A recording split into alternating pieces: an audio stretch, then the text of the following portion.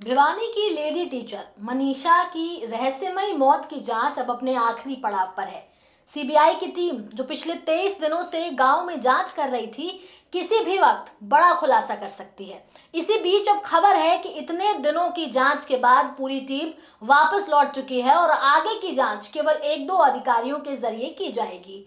इसी को देखते हुए मनीषा के पिता संजय कुमार का एक बड़ा बयान सामने आया है, जिसने केस को एक अलग मोड़ पर लाकर खड़ा कर दिया है। आखिर मनीषा के पिता ने ऐसा क्या कहा और कौन सा खुलासा किया जिसे सुनकर सब दंग रह गए? इस सवाल का जवाब हम आपको अपनी इस रिपोर्ट में देंगे। नमस्कार, आप देख रहे हैं न्यूज टाइम। मैं आपके साथ अनु चतुर्वेदी। चलिए इस खबर को विस्तार से समझते हैं। मनीषा की मौत के मामले में सीबीआई अब तक कई सबूत इकट्ठा कर चुकी है और जल्द ही इस केस से पर्दा हटा सकती है। इस बीच मनीषा के पिता संजय कुमार ने कहा कि प्रशासन ने इस पूरे केस को दबाव में आकर बिगाड़ा है और अगर शुरू से सही कार्रवाई होती तो आज ये नौबत नहीं आती।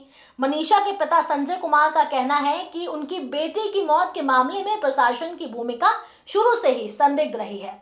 उनका आरोप है कि पुलिस ने जानबूझकर मामले को कमजोर करने की कोशिश की और कई अहम सुरागों को नजरअंदाज कर दिया। प्रशासन ने इस केस को बिगाड़ा है। पुलिस ने 5 दिन बाद अचानक एक सुसाइड नोट दिखा दिया जो नहीं पता कि कहां से आया। अगर पुलिस शुरू से ईमानदारी से जांच करती तो मनीषा की मौत की सच्चाई पहले ही सामने आ जाती।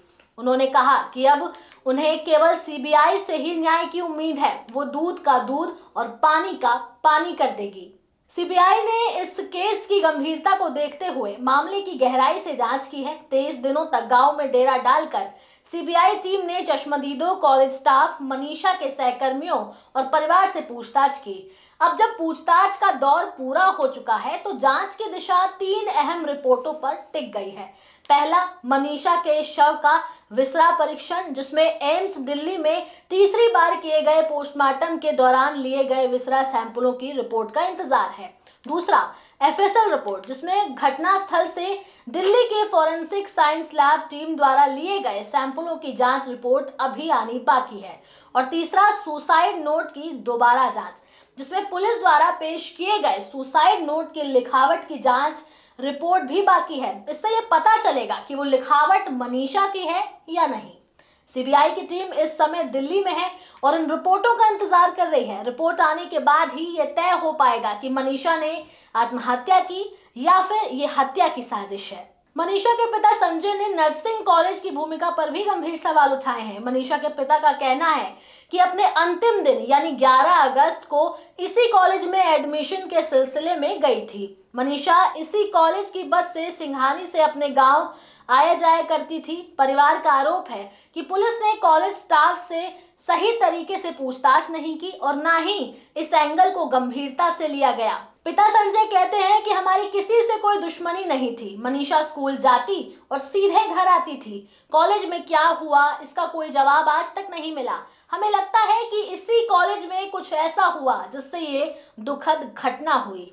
मनीषा के पिता संजय कुमार का कहना है कि शुरू में पुलिस ने मामले को हल्के में लिया और इसे आत्महत्या करार देने की कोशिश की, लेकिन परिवार की मांग पर केस सीबीआई को सौंपा गया, जिसके बाद जांच में गंभीरता आई। उन्होंने कहा कि प्रशासन ने किसी के दबाव में काम किया। हमें आज भी ये समझ नहीं आता कि पुलिस को सुसाइड नोट 5 दिन बाद कैसे मिला। वो नोट भी संदिग्ध है, इसलिए हमने इसकी जांच की मांग की थी।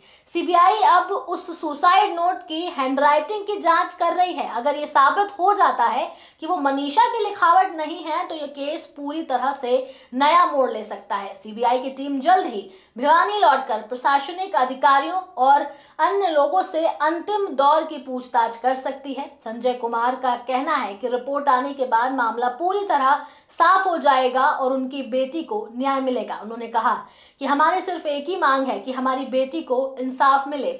हमने अपना बच्चा खो दिया, अब हम चाहते हैं कि दोषियों को सजा मिले, चाहे वो कोई भी हो।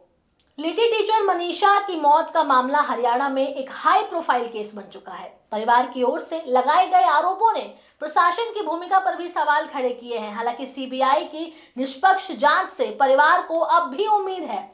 अब सभी की निगाहें आने वाले एफएसएल, विसरा और हैंडराइटिंग रिपोर्ट पर टिकी है, जो इस रहस्यमयी मौत की गुत्थी को सुलझा सकती है। बहरहाल इस खबर में इतना ही। ये खबर आप लोगों को कैसी लगी आप हमें कमेंट सेक्शन में जरूर बताएं। साथ ही हमारे चैनल न्यूज टाइम को सब्सक्राइब करें, लाइक करें, शेयर करना ना भूलें। नमस्कार।